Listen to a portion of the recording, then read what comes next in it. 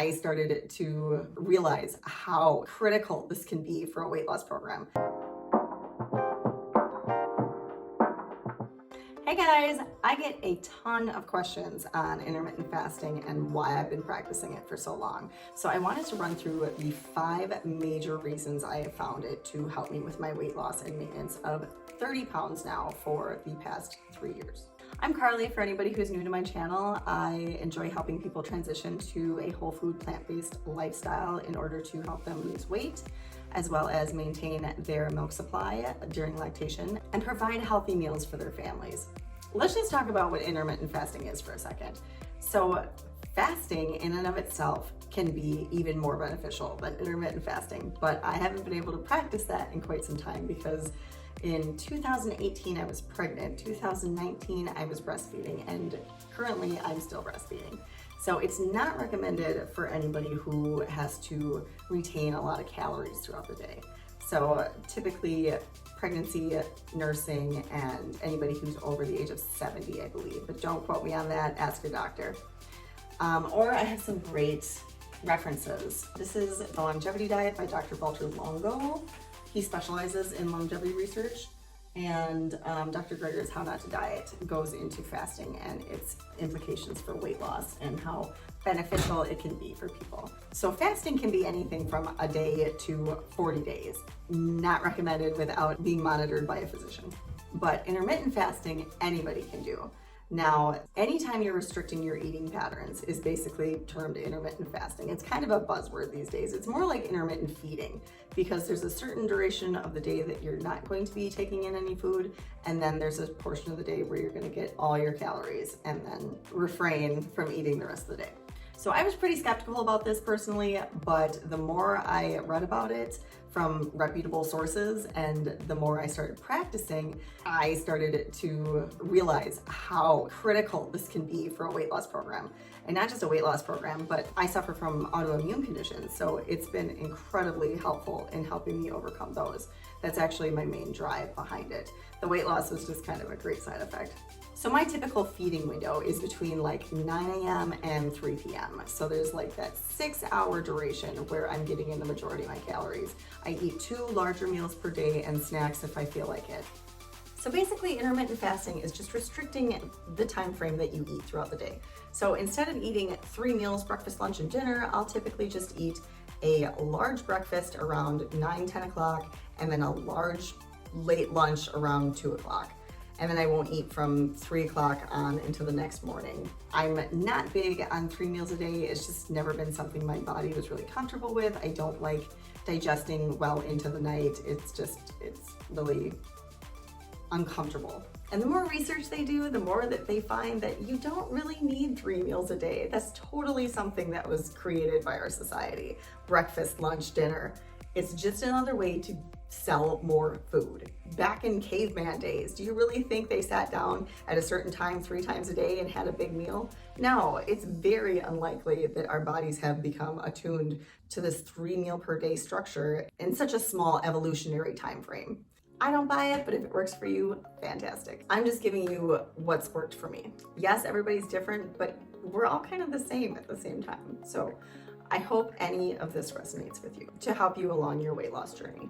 It might be a tool that you can use to help you push through those last 10, 15 pounds that you're trying to lose. So the first way I have found intermittent fasting to be extremely useful when it comes to weight loss is its ability to kind of recalibrate your circadian rhythms. So when you're getting food at consistent time frames throughout the day and you're keeping your majority of your calories coming in at the beginning of the day, you're giving your body certain signals, and your organs are in tune and your brain is in tune to these signals. So it basically is able to structure its processes around these meals and whether or not you're digesting. So by the time you get to the end of the day and you still have food coming in, naturally your body isn't going to be ready to lay down and go to sleep. It's going to want to keep going and utilize those calories. So it really messes up your ability to hit those REM cycles and get into those deep wave patterns.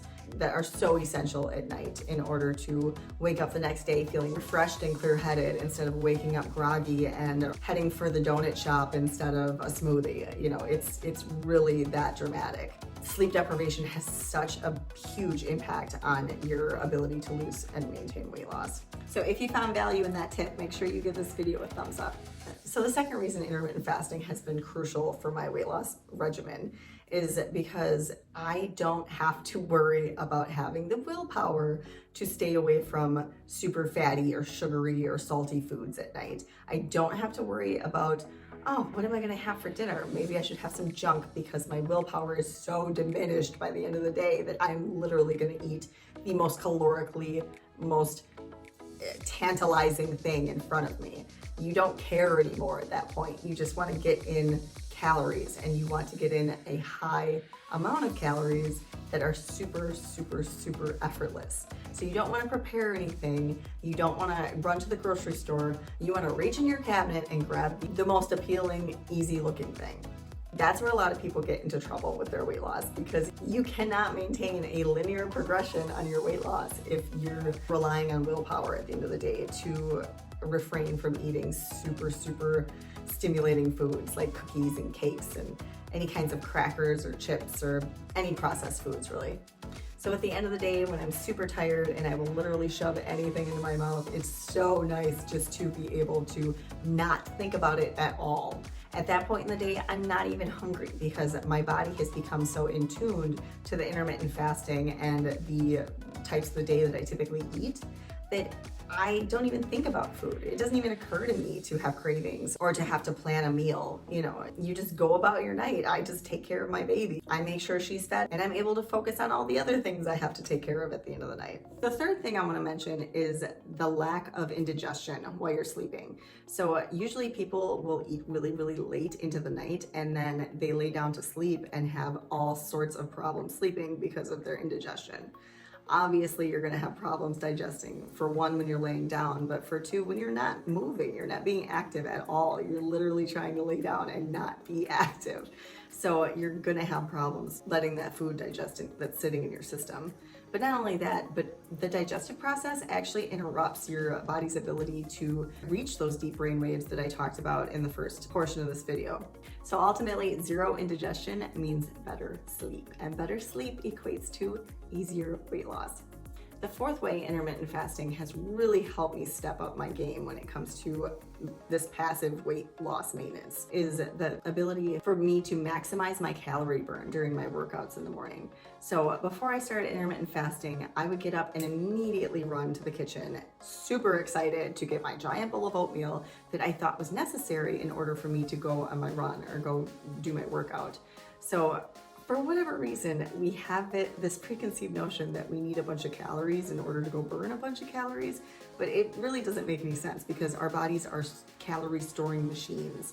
We have literally evolved over thousands of years to maximize our calorie storage systems. So there's absolutely zero reason to eat a protein bar or a protein shake or any other pre-workout nonsense before you start working out. Hey, if you do that and it works for you, great, but it's not likely. What a lot of the research has shown that the same exact workout before breakfast will actually burn a higher amount of calories than if you had done the workout at the end of the day or even after eating breakfast. So always try to get that workout in early in the morning. And it just makes your day. Like, you wake up, you know exactly what you're gonna do. Set your alarm early, get out of bed and get moving. When your body's still in that fasting mode, you're able to burn more fat than you are had you eaten and then tried to work out, because then you have all that incoming glucose that your body utilizes freely, as opposed to that stored fat that it has to convert into a more efficient energy burning source. So always exercise before your breakfast. And the fifth and most obvious reason as to why this practice helps you lose weight is because you're not eating 3 meals a day. That's one less calorie load that your body has to take in on a regular basis. So when you're only eating twice a day, which is totally doable, your body naturally gets used to it. It naturally levels itself out so you're not hungry later in the day. It does take about a week to get used to, but as soon as your body sinks into that pattern, you don't have to worry about a third meal whatsoever in the daytime, and it's such a relief. Like I mentioned, it saves so much more time for other things. You don't have to think about what you're gonna eat, and you don't have to worry about overcoming those cravings.